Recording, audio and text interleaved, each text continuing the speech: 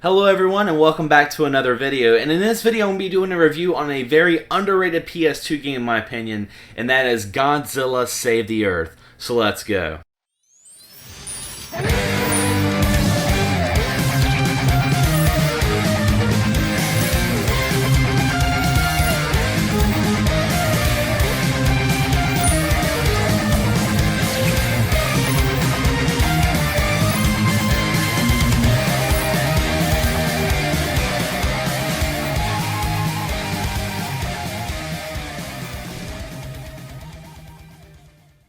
Now, first and foremost, I want to say I'm a huge fan of the Godzilla series. It's such a huge part of my childhood, and I grew up watching all the movies. And of course, with that being said, and being a gamer, loving video games, they started making Godzilla video games, and I thought they would all be great. The movies were great, the video games would be great, right?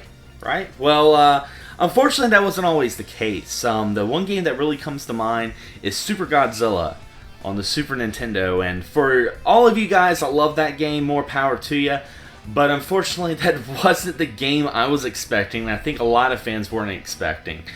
Surprisingly, it wasn't until the early 2000s, of all companies, Atari came out with some Godzilla games, 3 of them, and they were actually really good. And the one I'm talking about is the middle child, Godzilla Save the Earth, and the storyline to this game goes as follows. It takes place after events of Godzilla Destroy All Monsters Melee, and it's talking about how the US government has obtained Godzilla's cells. They call them G cells, and they're going to use this as kind of a backup for an alien invasion that's coming up that is pretty much trying to destroy Earth, and they have mind control of all these monsters and even have the secret weapon of Space Godzilla. Now, while some people may think that's not the most elaborate story for a video game, I thought it was pretty cool for a Godzilla game because that made me think of the movies. I mean, storyline to Godzilla movies, I mean, they weren't always the most creative things. I mean, what makes people love Godzilla is destroying things and just carnage. And that's pretty much what this game has to do, and that's what makes this game so much freaking fun. I mean, let's just see some of the gameplay.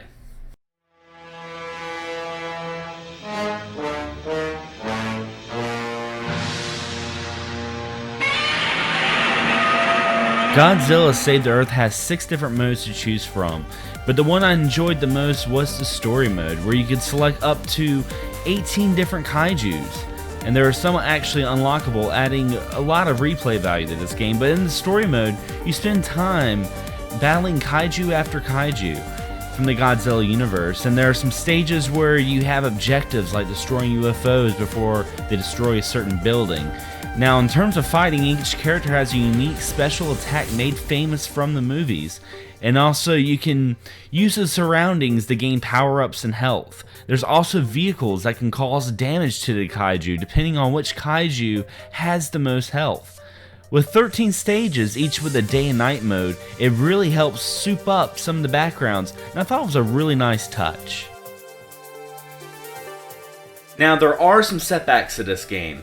Some things that people may not like about this game, and the fact that it does have some control issues, and it does have some slowdown to it.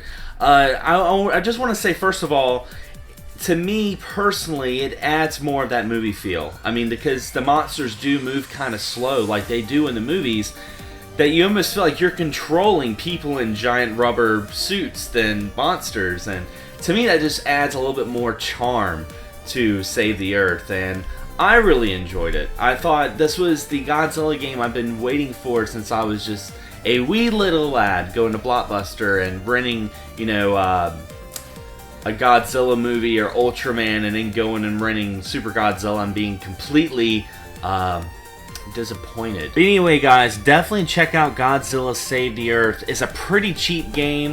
You can find it anywhere. It's not rare or uncommon or anything like that, but it is an uncommon Godzilla game that's actually really good. And if you got some buddies over, it's got 1 to 4 player combat, story modes, missions, survival. I mean, like I was saying earlier, it's got some replay value to it as well, and you can have some of those Toho dream matches that you always look back on. And I thought it was a great game, and also it's a great game to play because of the new Godzilla movie coming out in May. I'm really stoked about that. Be sure you watch some of the trailers of that, and I'm also going to do a little plug, do a little shout out before I end this episode. My good friend Power Level Amy, she's a huge Godzilla fan, and she's made a couple of different fan-made trailers that are actually really good, and they really help you get pumped, and some of them are very funny. I'm not going to give away too much. I would just say Godzilla. But anyway, guys, thanks for watching, thanks for subscribing, and as always, happy gaming.